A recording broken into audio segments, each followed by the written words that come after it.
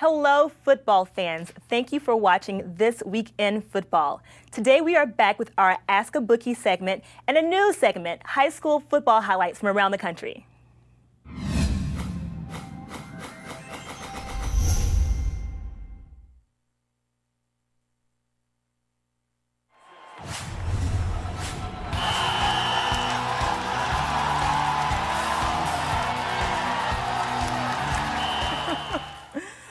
Hi everyone, welcome to This Week in Football. I am your host, Erica Renee Davis. We are here with Mo. Mo, what's up, yo, What Mo? up, what up, what up? We've got Darren Dodge as our chat jockey. Hey, Darren. What's up, people? And we also have live via Skype, the fabulous Cody Swann in his Florida gear. Hi, Cody. You know it, one more week from the kill room, then I come back there and join you guys. Look forward to it. Can't wait to have you back, Cody. I can't wait to have you back either, Cody. Oh, please. You owe me some gas money, Cody. Okay. I got you this week, don't worry. So today, guys, we'll be talking about what went down last night for Monday Night Football, the disaster. We all know that was the most ridiculous game ever. And we're also going to start off the segment with our Ask a Bookie segment. We got Weaze on the phone. Weaze, are you there? Weaze is here live. Hey, Weaze, how's the baby? The baby's nice and healthy, 6 pounds. Thanks for asking. No problem. She just cleaned up your image, Weeze, by throwing the baby in there, right? That people have this whole image, this preconceived thing of the bookie, the guy that's shady in the corner. She just cleaned you all up with the baby. So you owe her some love. I lost that bet. I'm the new style bookie, the family man. Well, Weeze, before we get into our Ask Us segment, Bookie, one of our favorite segments on this show, let's give a huge thanks to Storm On Demand. Storm On Demand, they are the reason that you can watch This Week in Football. So thank you for all of your cloud computing needs that you satisfy for us. Visit stormondemand.com for more information. All right, Weeze, let's get to it. Let's talk about Cody's picks for last week, or his pick. I think everyone agreed with him when he gave out Cincinnati and gave us a bunch of reasons why Cincinnati was going to wipe South Florida off the field. And Cincinnati, from what I watched, never really was in the game. Mm-hmm. I'd like to throw something in there for you, Cody. When we first started talking, you were like, you paid your way through college doing this. And I was like, oh, wow, this guy sounds like he knows what he's doing, right? So I'm going to back you. We're going to go through this. We're going to make this work. How far did you get in college? Did you make it past the first semester? I mean, because from the looks of it so far, I don't know, man. Like, show me some love here, dude.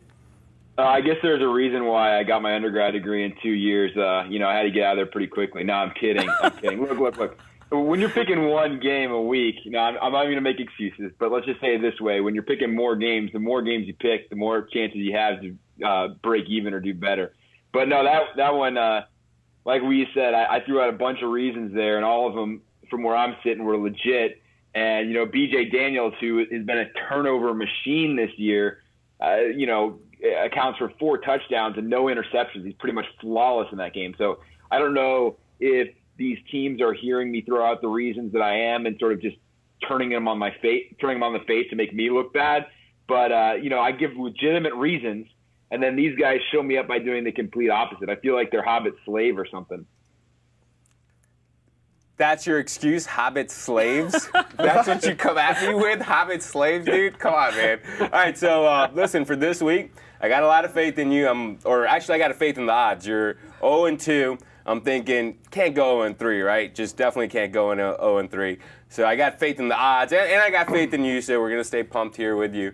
We're going to double it up this week. Oh, boy. So, usually we've been doing the 50. We're going to go with the C note here for you. So, here you go. It's on you, dude. What you got, Cody? Cody, which line do you need this week? I'm looking at the Baylor-Texas game. Baylor, Texas. Texas is a 7-point favorite.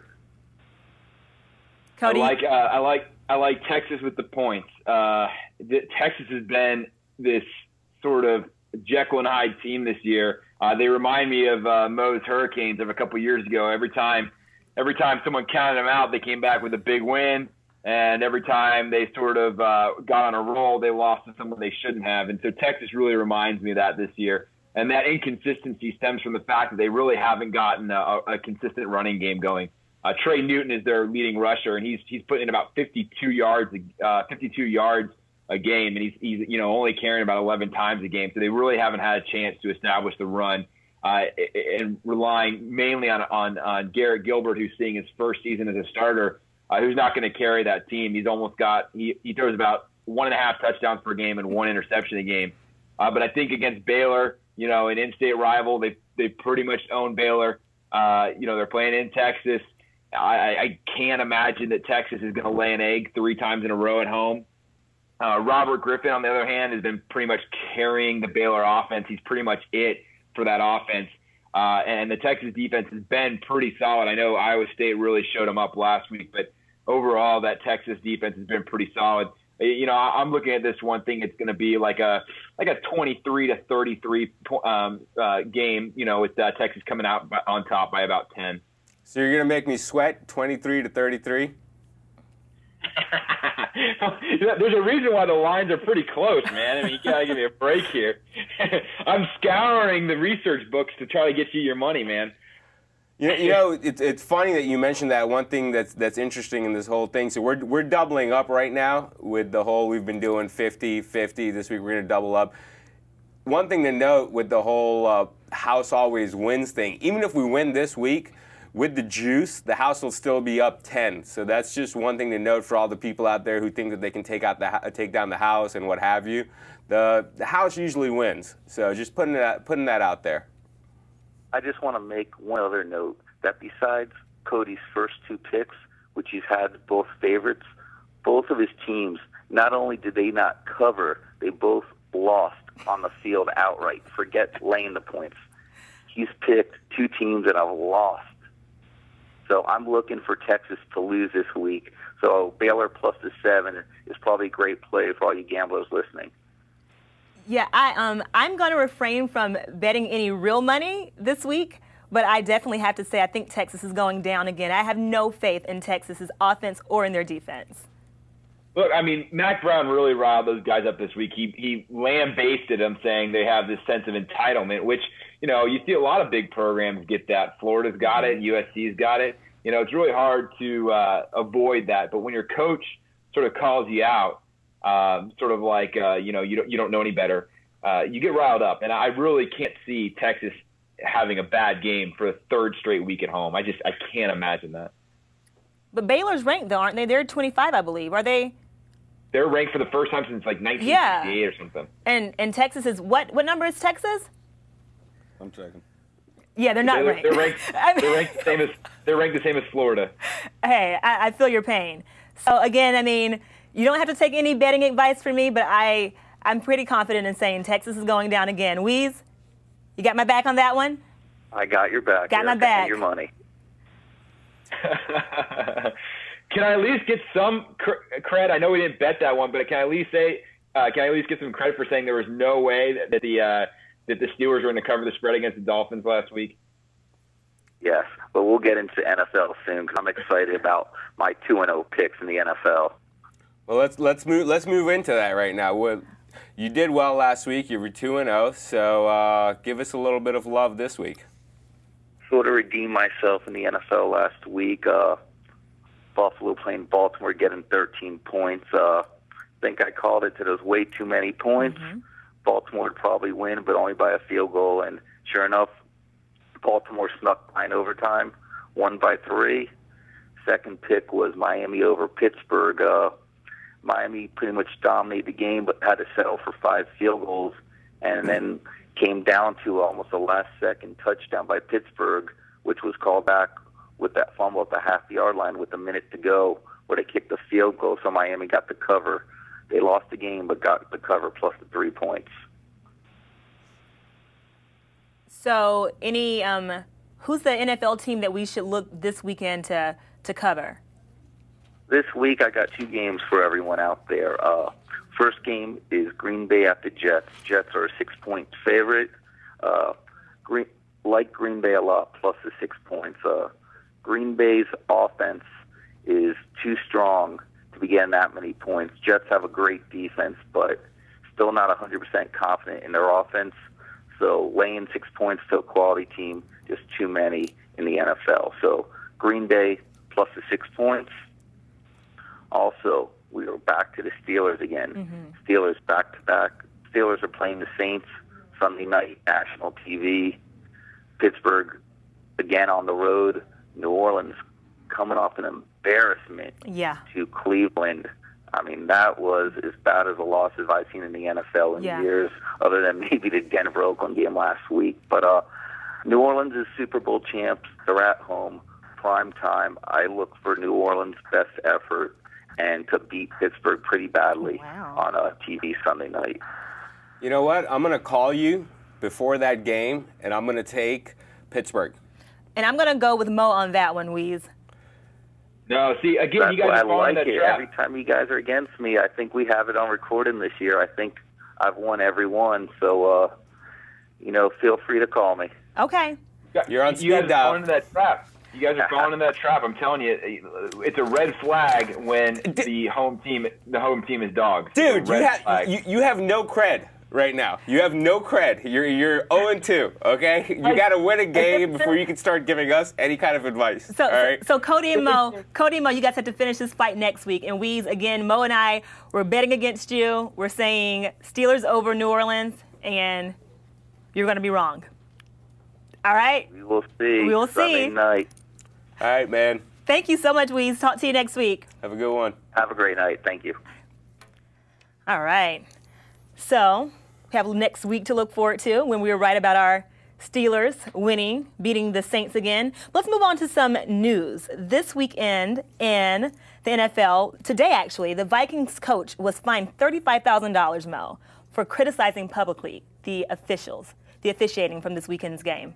What do you think about that?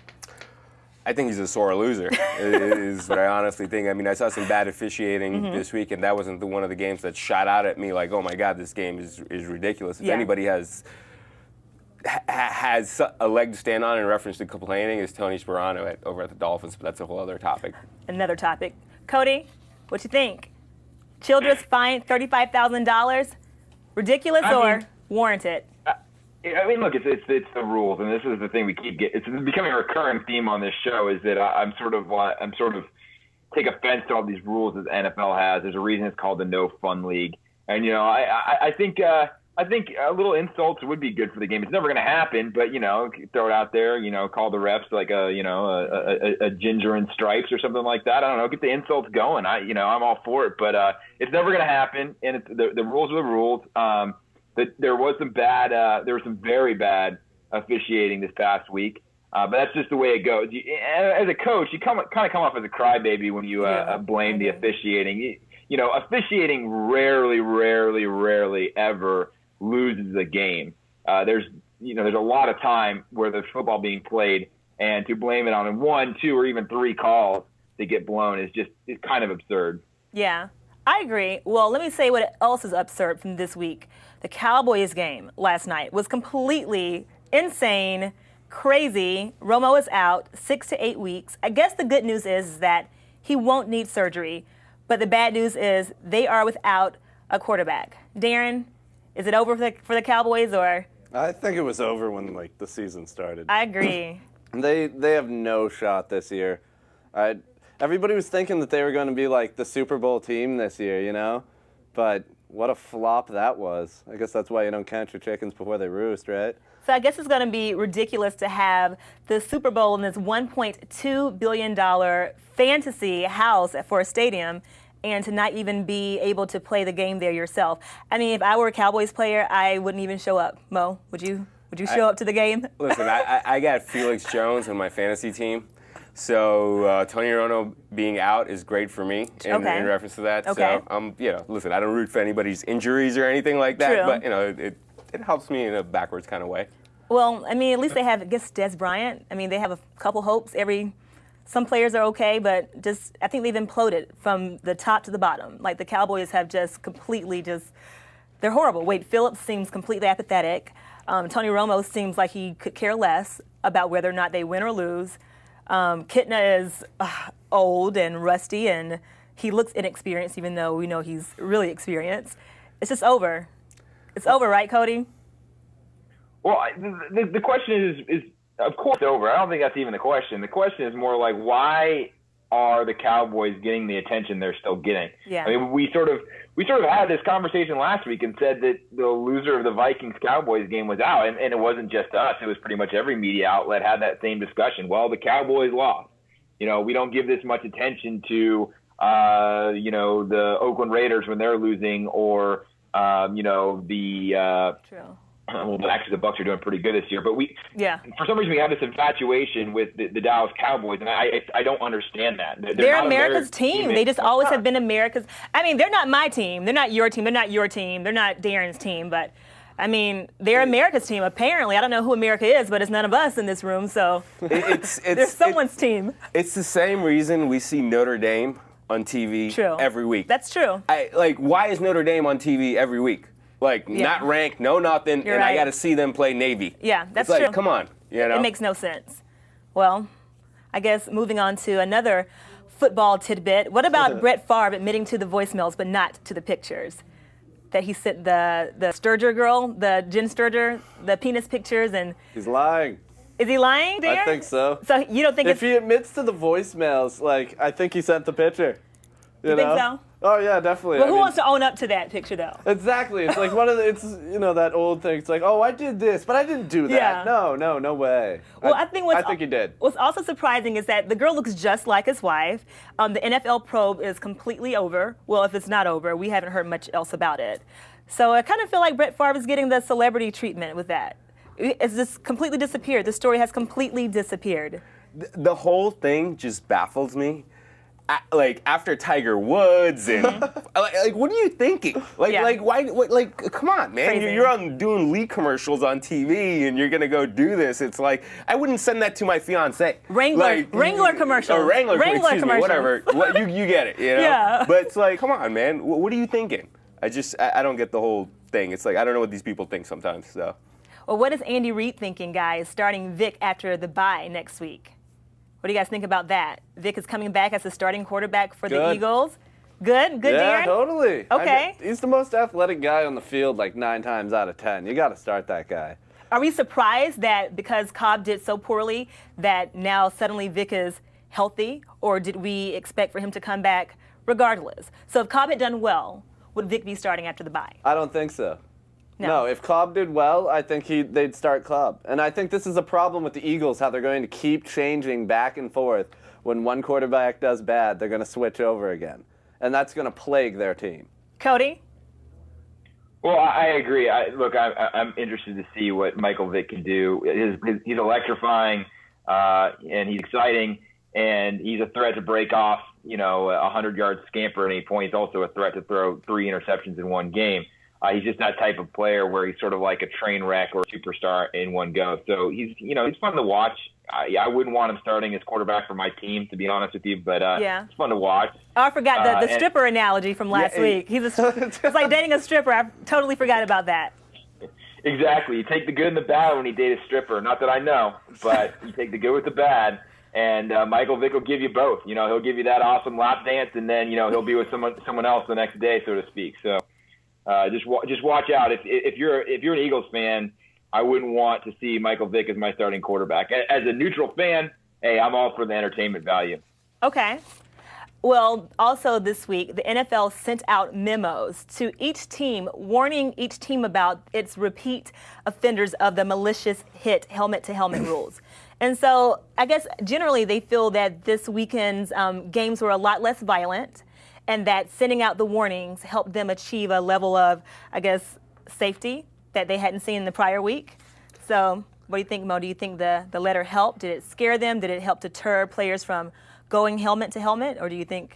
I was watching a lot of the recaps, and I've heard a lot of announcers talk about it. They're like, these announcers, obviously, y'all played professional football, and they were talking about you might not see it from the casual eye, like me and you, we're casual game watchers, but from the professional eye, you could tell that the players were backing off a little bit where they could have. Obviously, it didn't affect the play of the game, but everybody agreed. I was watching ESPN Sunday Night Recap, and they all agreed on the fact that they saw players back off a little bit, but yet for the fan, it didn't affect the game itself. So that's a good thing, I guess, right? I mean. Well, Cody, you made a good point last week that if you're thinking about it, it was either Cody or Darren. If you think about it, then you're going to injure yourself even more because you're bracing yourself for the impact, which always results in, I guess, a more severe injury. So I don't know if it's helping, if it's hurting. I mean, like you said, we definitely didn't see as many hard hits, but I wonder how the players are really feeling on the field.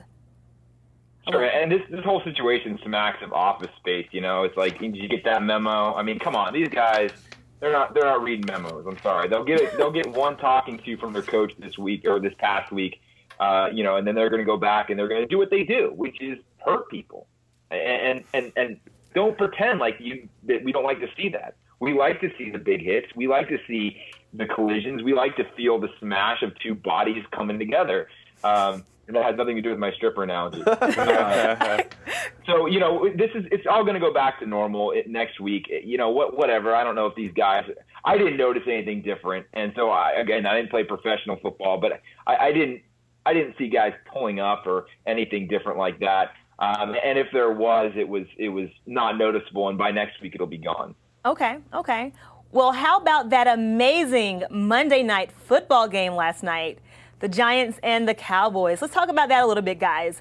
I must first start off by saying I thought that was one of the most ridiculous games after, I guess, next to the Jaguars game from the week before. It was so hard to watch. I just was like, please, Cowboys, score. And I'm not even a Cowboys fan at all. But it was so hard to watch them look so pathetic. All the way around, just pathetic. What's the deal? The turnovers, the penalties, the mistakes, They just looked like they weren't playing with heart. Yeah. Basically, you know, football's a game of heart, and you got to have energy, enthusiasm, go in there and not give up. They just looked like they got stomped on, and they just gave up, and were ready to call it a wrap in many situations. So what can save them, Cody?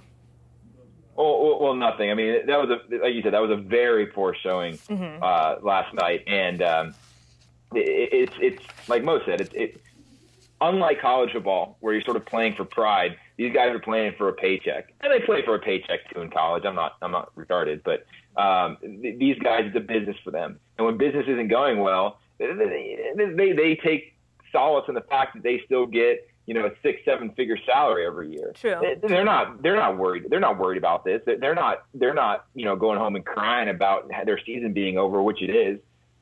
They're not. There's nothing they can really do about this. You know, Wade Phillips is gone at the end of the year, unless this whole labor issue mucks up the firing situation. Jerry Jones won't fire him in the middle of the season because there's no reason really why to do that. But he's out at the end of the season, and I wouldn't be surprised if they sort of blew this team up and try to start all over again. So the Cowboys had 5 turnovers last night. So does that mean that the Giants' defense is just that solid, or is it just that the Cowboys are just that poor? I mean, how can we gauge a team's performance against a Cowboys team that is less than mediocre? I want to know, are the Giants going to be the team that we have to be afraid of for the rest of the season? Are they the elite team in the NFC? I don't think so. I think they're going to get beat up in that division. You know, they've got a really tough division, and I think they're going to come limping out of there. By the end of the season, I don't think they're going to have much gas left. That said, that was an impressive win for them. This was a team that was down, and, you know, talk about showing heart. They did show at least some heart in coming back from a deficit. And they really showed they could score and pretty much score at will. And one of the biggest question marks with them is Eli Manning. Here's sort of this aw shucks quarterback who's up and down. You know, he had 4 touchdown passes, but 3 interceptions. Yeah. He's serviceable. I don't think he's an elite quarterback.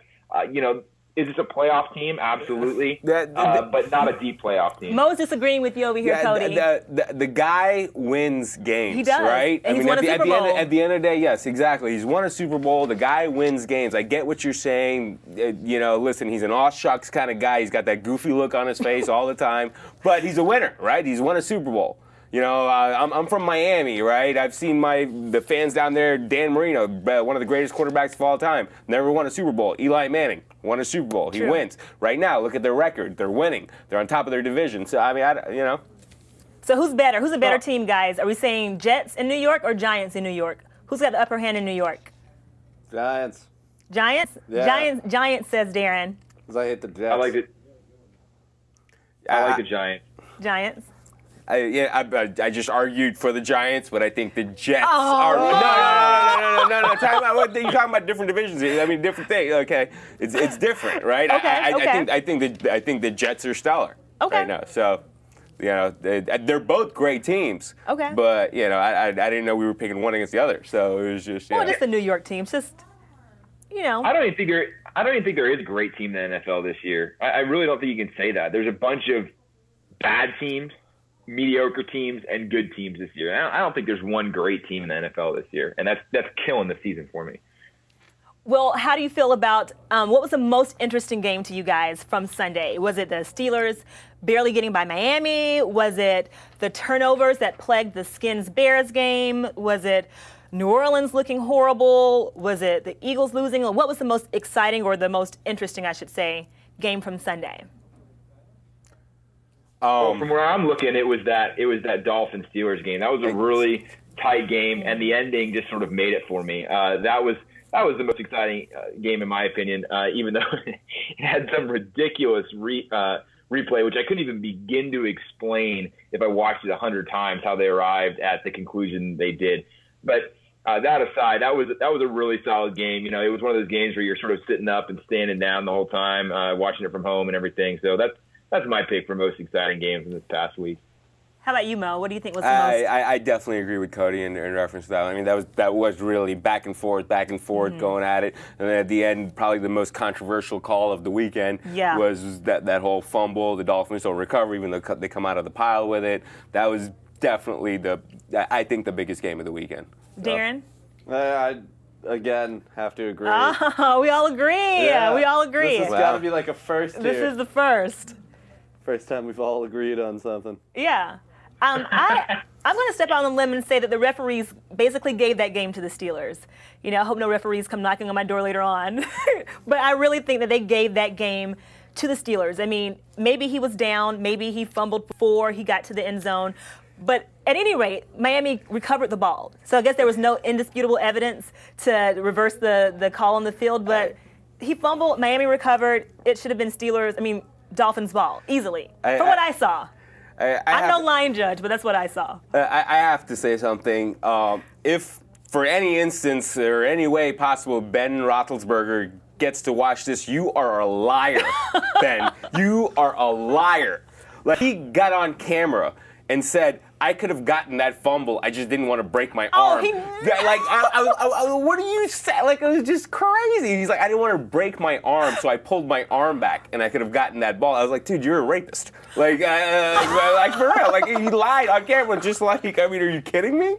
But anyways, that was a low blow right there. Well, I mean, listen, he got on camera and just straight up lied. Like, if you watch the replay, there's no way his arm is going and grabbing that ball. It's like, come on, man. You're right. Anyways, sorry, I had to get that out. It's okay. Cody, I don't know if you can see this, but Mo has on his San Fran jersey tonight. Oh, God. What's wrong with San Francisco, guys? What's going on with the 49ers? I'm going to refrain. Coach. Bad coaching? Bad coaching. I don't want to hear it. I That's like Mike exactly what I was Singletary. going to say. Cody, no. Oh, thank you, Cody. Thank you. No. He's a terrible coach. Is he really a bad coach, though, guys? Is Mike Mo? Singletary?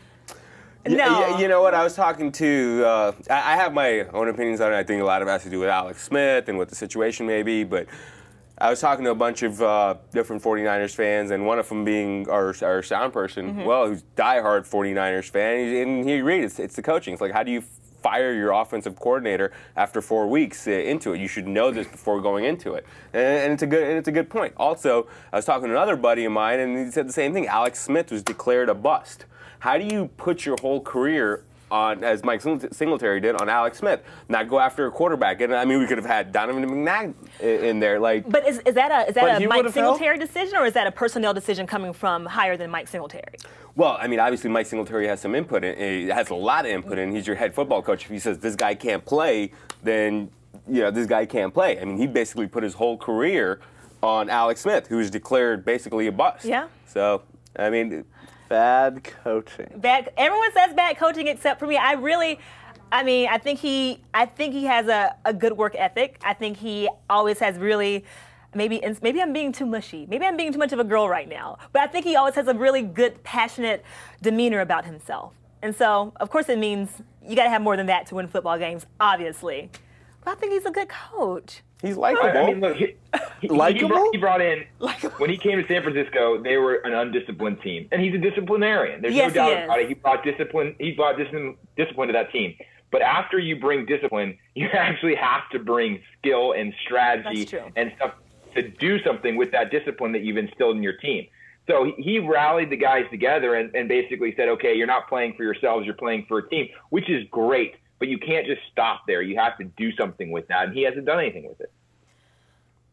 Okay. I stand corrected. How about Brett Favre going home and losing? Good. Good? Hey, well, I mean, he won last time. He's got to lose. Yeah? How does it feel to lose your own team, you know? He's going to lose a lot in the next coming weeks. Now, just me on the field. He's going to lose a lot of stuff. Money, wife. No, she's not leaving him, by the way. She's not going anywhere. Well, that's because she's got the money. Right. Not leaving him. She's a good woman. She's definitely a good woman. No, I'm just kidding. She ain't no stripper. No, but I'm not a big Brett Favre fan for what he did to Aaron Rodgers. Okay. It was really messed up how Aaron Rodgers wanted to be his kind of his pupillage kind of thing. Brett Favre's my mentor, teach me, and he's like, I'm nobody's mentor, so I've kind of lost some love for Favre. He's going to the Hall of Fame, one of the best quarterbacks ever to play the game. Yes. Definitely. But he's definitely it's old school Favre. I mean, what, 10 interceptions? 10 interceptions this season so far. And now the speculation is whether or not he will actually play next game with his two broken bones in his ankle or whatever. I do believe that there does come a point where you have to think about the team and not just yourself and not just your 292nd consecutive starting game. So I do think he's being a little bit self-righteous, self-absorbed now. I got Darren, something to interject there. What's up? Personally, from my experiences in football, I think that everybody on that team is thinking team first. Okay. Like, a football team is a family, and a very tight-knit one at that. I don't think he's really thinking about himself right there. But in his mind, he's like, I need to play for my team. Because that's like, him not playing feels like he's not there for his family. But doesn't Tavares Jackson deserve a start? Like, doesn't he deserve to get his feet wet? Doesn't it say so much more about Tavares Jackson? The fact that, what does it say about the team's confidence in him? They've begged Brett Favre to come back for 2 seasons. You're right. He's pretty much on fumes. The season, for all intent and purposes, 1 or 2 more losses is done, and they're still not starting Tavares Jackson. I mean, I don't know. They're treating him like the redheaded, stepchild of that organization, and it must say that they have no confidence in that guy because they have not gone to him at all. They've made no bones about it. And the other thing is the rest of the league must think the same thing because if not, they probably would have traded him by now. Well, I mean, Mo, what do you think? Does Tavares Jackson sucks.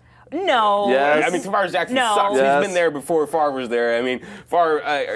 Come on, seriously. Like, seriously. Tavares Jackson. I've seen the guy start. He's terrible. But does he suck because he doesn't have the week to week experience that he needs to grow as a quarterback, or does he suck just because he sucks? I mean, it's like an Alex Smith kind of. There's no hope, or is he like someone that can be trained and cultivated into an NFL caliber talent? I don't think so. He's not a starting quarterback by any means. Right, I agree. I definitely agree. I mean, we've seen him start. So will we see him this week? Is Brett Favre gonna start? Why would if you're Brett Favre, why would you start other than your pride? Because it's Brett Favre. Yeah. Yeah, exactly. I mean, toughest man football. If he starts, I think it's absurd. I think the Vikings are pretty much done at this point. And if he's hobbled, maybe a 20% Brett Favre is better than 100% Tavares Jackson. Oh my gosh. Well, they're saying that if Brett Favre takes some snaps on Friday, and if he's out of his walking boot, I think he's in one walking boot, that it is likely he will start next game. So you guys all said that Tavares Jackson is the worst quarterback ever to walk the face of this earth. So yes, George. No, there are many worse. No, not the worst, but well, right on up there. So I guess according to you guys, they would be better off with Brett Favre starting, I guess, hurt, semi semi-healthy than a Here's a healthy good- Tavares Jackson. Here's a good question. Do you think he'll make it all the way through the game? Which one? Brett, Oh, Brett. if he does start? I think when Brett Favre gets in a game, he does not come out of the game. So yeah, if he starts, he's going to play. Unless his Unless he foot just gets explodes. completely just annihilated. Unless he which could loses an happen. arm or something like I know. that. I can't throw anymore. Right in the middle. His elbow shatters. So Yeah. hopefully not. I got Percy Harvin on fantasy. So. You and this fantasy football is all you care about. It's okay. Really, I really do. I can't. 49ers is, it's a tough year for me. So. I got you. Well, since your NFL team is not doing so well, how about some college football? How about Oklahoma going down to Missouri? I'm happy about it. was No one else huge. seems to be as excited as I am. I'm pretty No, that excited was about huge. that. I'm with you. I love to see that. I love to see the upsets. I love to see Missouri take them out. That was great. And for a Missouri team that really has struggled historically against Oklahoma, that was great to see.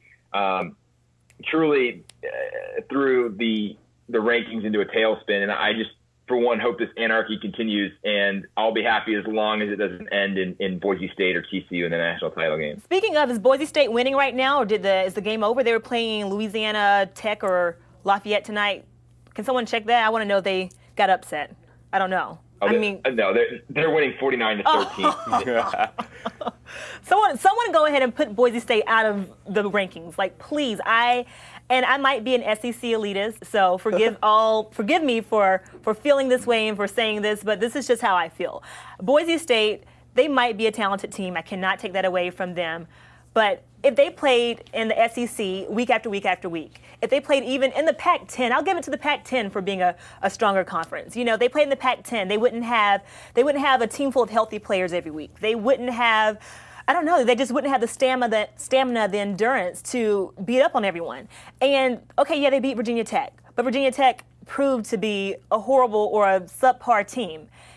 They beat San Jose State and New Mexico. Who have they played?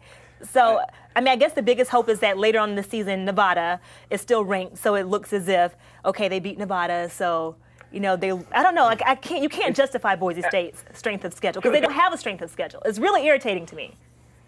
Someone said something good to me today. They basically said, if you have to play on Tuesday night to get on national television, you don't deserve to be playing in the national title game. And that's absolutely correct. And to your point, the true test of a team comes in doing it week in and week out. That's the reason why SEC teams always win the national title. Yes. If you give them a month off to prepare, they're going to beat anyone. Mm-hmm. They're going to beat anyone. But week in and week out, those teams in the SEC get so beat up that, there can be some upsets here and there. But, you give them a month to prepare, and they'll beat anyone from any conference. Mo disagrees with that. No. I agree with you guys. SEC is the toughest division in college football. I definitely agree. The down south, you got the Florida, you got Georgia. You Alabama. You can't mess with that. Auburn this year, LSU, South Carolina, Arkansas. Ole Miss. Really, even our poor teams do well. Week in, week out, it's the toughest division in college football. But don't you think they at least deserve a chance to play you guys? Like, I know you're sitting here talking like, hey, listen, we'll kill them, we'll beat them, but let them prove it out on the field. They at least deserve a chance, right? They're doing everything they possibly can. What more do you want from them? Here's the if I were an SEC team, I would not play Boise State whatsoever. No way, no how, and here's why. There's no upside for an SEC team to play Boise State. Like I said, they get killed week in and week out. They probably would lose to a Boise State in the middle of the season. And then what? Then they're just going to look ridiculous. And it's because Boise State plays absolutely no one. So, Boise State, 1 week out of the year, they could probably – I don't think they could beat Auburn or Alabama, but could they beat Florida? Probably. Could they beat Georgia? Probably. Could they go through the SEC schedule and then beat Florida or Georgia? Absolutely not. Absolutely not. And so there's no reason for Florida or Georgia or a South Carolina or an LSU to sacrifice a loss just to prove a point or try to prove a point. So what should they do? Just kill the football program altogether? Just say, hey, you know what? SEC doesn't want to play us. We're just going to kill it. We're just going to say, call it quits. We'll never get a national championship. F it, we'll focus on academics. No, Like, they should create a schedule that is a strength of schedule worth looking at. They should maybe play a Pac-10 team, then then a Big 12 team, then an SEC team. Play your little WAC teams, your Mountain West Conference, whatever. Play those. Do that. That's on your side of the world. But they need to expand their strength of schedule. That's all that I'm asking. Until they do that, I don't want to hear about Boise State. I don't want to hear about TCU. Let them play each other. Let's create a BCS game for just those two teams, because they are the ones who every year end up in the top 25, and it's not justified. Oh, it's not justified. I'm sorry. Not justified at all. you guys are such elitists. It's like ridiculous, man. Listen, I'm from the U, the Miami Hurricanes, baby. Yes, the dominant team in college football from the 90s. I mean, are you kidding me? Okay, we had swagger. We would have loved to play Boise State, the whole shebang, but this elitist attitude is just ridiculous. So we're from the ACC. Where do we stand? Like, are we like the ACC's crap too? I mean, come on. Well, no, you're not crap, but.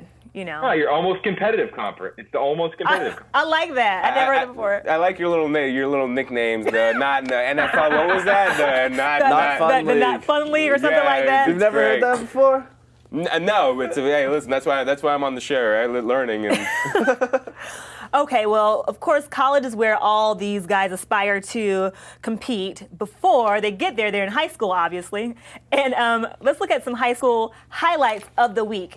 Our first highlight is from Isaiah Crowell from Columbus, Georgia. Is it Crowell? Crowell. Thank you. Isaiah Crowell from Columbus, Georgia, from my home state. And so we decided that it's very important to honor and highlight the high school football players who are doing phenomenally around the country. So let's look at some of his reel. So you see he's number one. Look at him. Look at him go. He's out of there. He is out of there. Okay, so he's a running back from Columbus, Georgia. Currently, he is ranked number 21 nationally. He's really muscular, as you can see. I don't see him. There he is. So according to the scouting reports, he needs to improve his balance. Whoa. Yeah. He could also work up on picking his feet up a little bit higher so that tacklers can't bring him down as easily. He has size. He kind of runs like Babe Ruth. Let's see. Oh, is that a horrible run? Look at that. Like a chubby guy who ain't chubby. I mean, he's definitely explosive. I mean, let's see. What do you think, Mo? His biggest problem is I'm looking at the colleges he's interested in: USC, Auburn, Florida, Florida State, Alabama, Clemson, Duke, blah blah blah blah blah. I don't see the U on there, the University of Miami. We don't want. I can see why we're not going after him. Yes, he's never ranked number 21, but yeah, what was it? A chubby guy that runs slow or something? Whoa. A chubby guy that runs slow. Is he a chubby guy? A non-chubby guy that runs like a chubby guy. Yes, there we go. So you can have him in Florida. You can have him in Georgia. So he's ranked 21st in the nation. So he doesn't look like a prospect that you would want on your college team? No, I'm just being a hater. Okay. I'm just being a hater. I was looking at the thing. I love that. Listen, ranked number 21 looks great. Now I'm just being a hater. I saw his list. I'm like, how are you going to have North Carolina on there and not have the University of Miami on there? It's like, come on, man. Butch Davis stole you from us. It's like, come on. What do you think? From what I understand, he's down to Georgia and Alabama at this point. And, Georgia's his hometown. So, they have maybe a slight edge over Alabama, but what I understand is he's picking between Georgia and Alabama at this point. And actually, these recruiting services differ, but ESPN actually has him ranked as the number 1 running back in the nation and number 5 prospect overall. He's a good size for a running back, 5'11", 210. I mean, here's an 18-year-old kid who's going to come out and he's physically built already, but like I said, he does scurry those feet a little bit like a Babe Ruth running down to first base. I guess if Ingram leaves Alabama this year, might be in their best interest to try to swoop him up, possibly. Yeah, and they're talking about this guy not starting, but seeing some time as a true freshman. If Ingram's out of there and Richardson's, sort of that opens up, then I can see that. It's really tough. We see Marcus Latimer start for South Carolina. He's a true freshman. This guy doesn't look anything like Latimer, but I mean, it can be done. You can come in as a true freshman in the SEC and make an impact. You can. I totally forgot about Lattimore. Lattimore is killing everybody across the SEC this year. Okay, so good luck to Isaiah in his picking his college team endeavors. Georgia.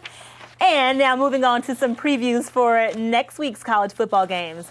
I'm really looking forward to the Oregon at USC football game.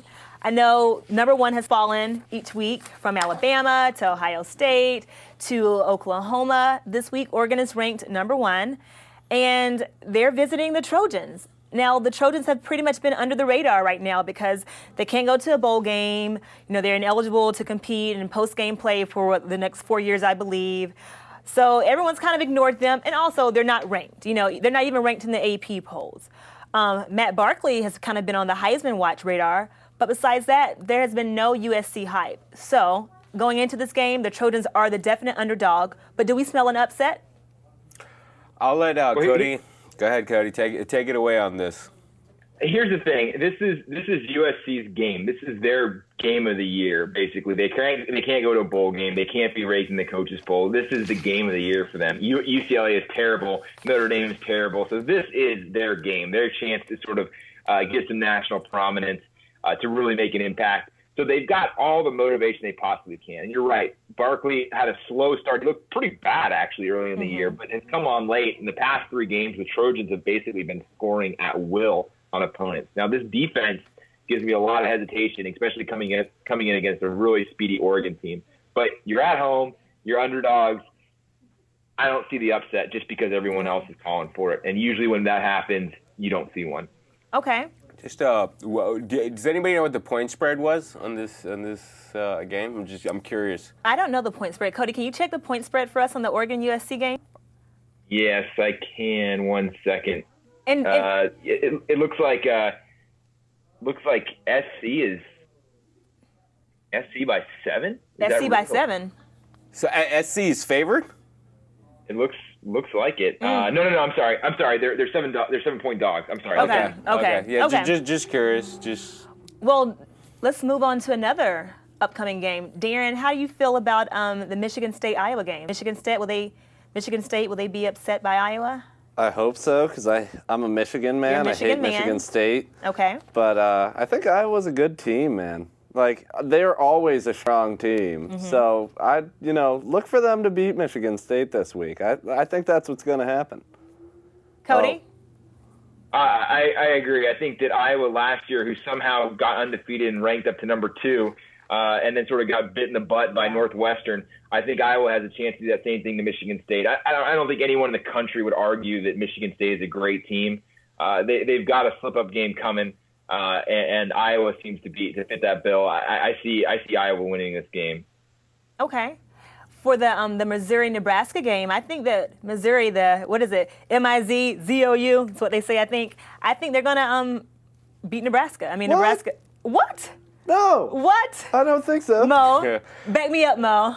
Listen, I don't know. I like Nebraska. What? Cody, back me up, Cody. They're a winning. Yeah, I got Mizzou. Look, Nebraska's been overrated. The only sort of big win they've had this year is over UW, and UW isn't very good anyway. And the reason before I saw Mizzou play against Oklahoma, I probably would have been taking Nebraska, but I knew Missouri had an offense, but seeing that defense against Oklahoma really impressed me. I think they roll into Nebraska and win pretty easily. So Mo, why do you guys, Mo and Darren, why do you guys choose Nebraska over Missouri? I think the stage is set for them right now to come in there. Missouri just came off a big win, so they're going to be all hyped up, ready to go, and it's just they're not looking at what Nebraska has right now. They're going to come in and get a little cut off guard. Darren? Yeah, Nebraska's got good leadership. They're a winning football team. Are they Nebraska's a a great contender every single year. So. Are they? Yeah. In the 80s? They have a coach named Bo Pelini. So how good can you be with a coach named Bo Pelini? I mean, honestly.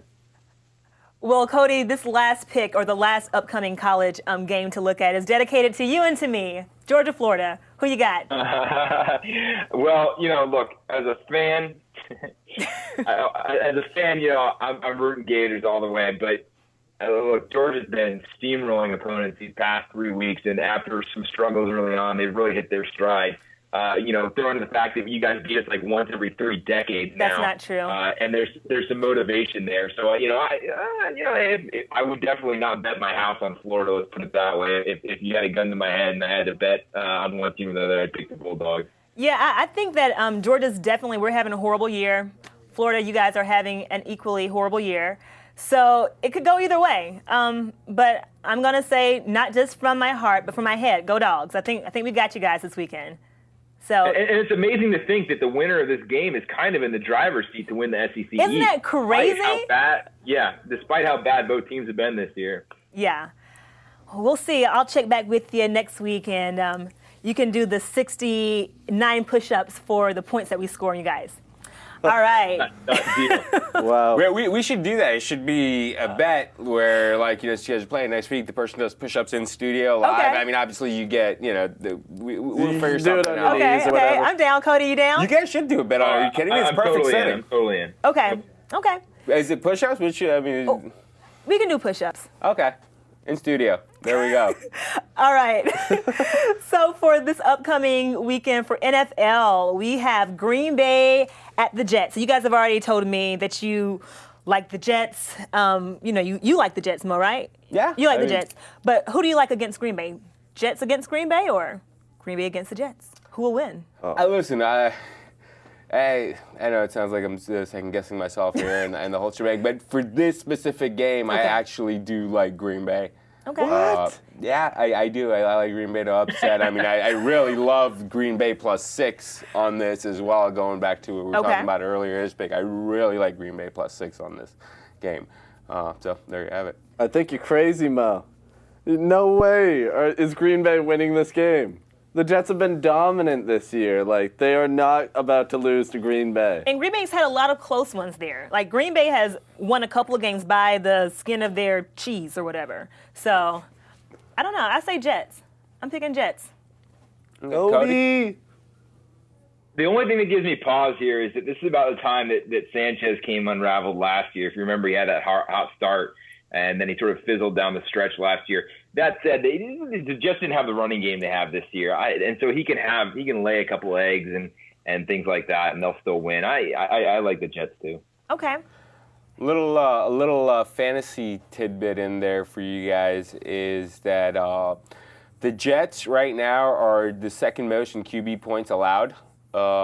So Aaron Rodgers looks really good. Obviously, I mean, it's a must start anyways every week with Aaron Rodgers. Mm-hmm. Second or third best QB in the NFL. And the Packers are doing pretty bad against quarterbacks as well. So if you're hurting for a quarterback right now and Mark Sanchez is on the waiver wire, you need to pick somebody up. It's not a bad pickup in fantasy. Okay. I like that. Thank you for that tidbit. And what about Monday night's game? Houston at Indiana. Houston at the Colts. I'm going with the Texans on this one. What? I'm sorry. No, you know what? I'm not sorry, Darren. I'm not sorry. I'm sticking by my You're going to be selection. wrong, but I mean. I think that the Colts are struggling. They have injuries. Like they are an injury-plagued team now.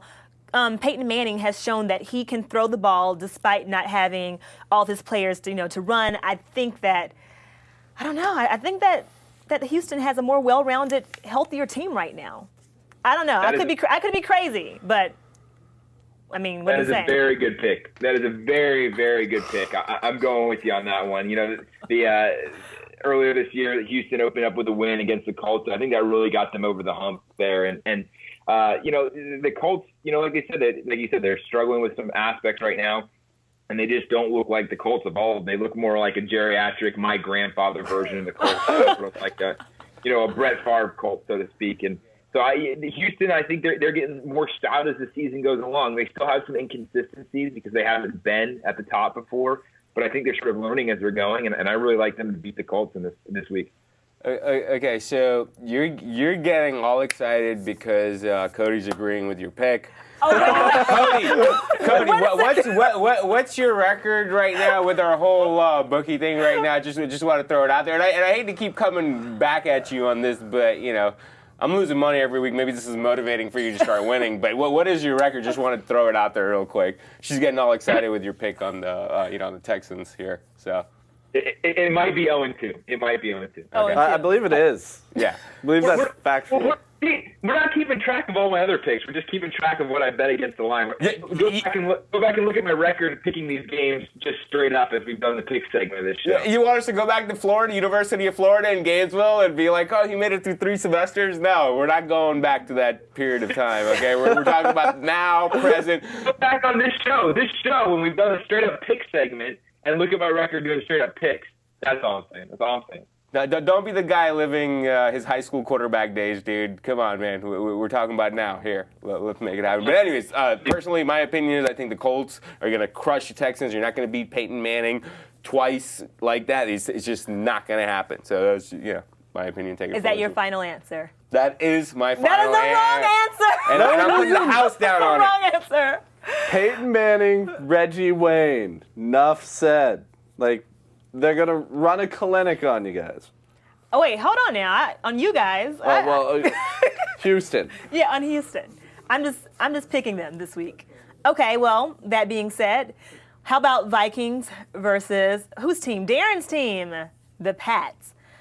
I think that's an easy one, honestly. I mean. Yep. Oh, there we go. That's an easy one. Yep. Yep. So that's Darren's yep is his definitive Patriots are going to annihilate the Vikings. Yep, right? Been right so far. Well, I got to call you out, Darren. No. I'm sorry. I'm not. Whatever. No, not even on your pick. What's up with the Saints jersey? Yeah. I like the Saints. Being a Patriots fan, I got to call you out, dude. I'm sorry, man. I love the you Saints. You got to rock the Pats jersey, dude. I mean, they're doing good. They're second in the division, one of the best records in the NFL. You got to rock their jersey and rock their pride, man. I got to go Can't buy be rocking it. Shockey, even though Shockey, the U representing, but still. I love Shock. I love the Saints. Come on. I think you guys are going to lose, by the way. Are you Pats? serious, Mo? You're not serious. No. With a broken ankle. Wait. You think the Patriots are going to lose? I'd like to see them lose, yes. Well, You'd like to see them lose, but they're not going to. Who's going to win? Who's your pick, honestly? I mean, honestly, the obvious pick is the Pats. Who wouldn't pick the Pats? Yeah. I think even Cody would get this one right? Cody! So, over here. But I'd like to see the Vikes win, Because why? Because I got Percy Hart in my fantasy. Oh, I want to see them keep winning. Hey, there you go. It all comes down to that. Cody, how about you? Yeah, well, I think if Favre's in there, then the Pats win a close one. But if Tavares Jackson plays, then it's the Pats by a lot. Either way, the Pats win. It's not going to be close either way. So go ahead, Sorry, Darren. Go ahead. Oh yeah, Cody's dead on. Pats are going to win this one. Either way it goes. I say so. Yeah. It will take nothing short of a miracle for the Vikes to pull this one out. So the Vikings, we are. You sort of know Bill Belichick's sort of like a big schemer and everything. Don't be surprised if you see him putting like a cell phone in Brett Favre's back pocket during the show. He's just sort of hinting that maybe he should send a couple text messages on the sidelines there. Just saying, he's been known to pull some tricks. Pull down his pants real quick and snap a photo. Well, if he's on the sideline, he'll have a lot of extra time to be sending sex text to whomever he wants to while Tavares Jackson runs his team into the ground. All right, well, guys, that's all we have tonight. Any more? Aww. I know. Are you sad? I am sad. That went really quick. Yeah. I'm excited to see what these guys doing push-ups next week, though. That'll be fun. Yeah. Oh, yeah, that's right. So you guys out there, all you crazy football fans, make sure you tune in again next week to see who has to go through with the push-up challenge, Cody or Erica, and come back to see whose picks were right, mine or everyone else's. I'm sure we'll all have some wins and losses there. And again, big thanks to Storm On Demand. They, again, are the reason that you are able to watch This Week in Football. Check out stormondemand.com so that they can satisfy all of your cloud computing needs. All right, guys, I'm Erica with Mo and Darren in the chat room and Cody via Skype. We are signing out from This Week in Football. See you next week. Hey.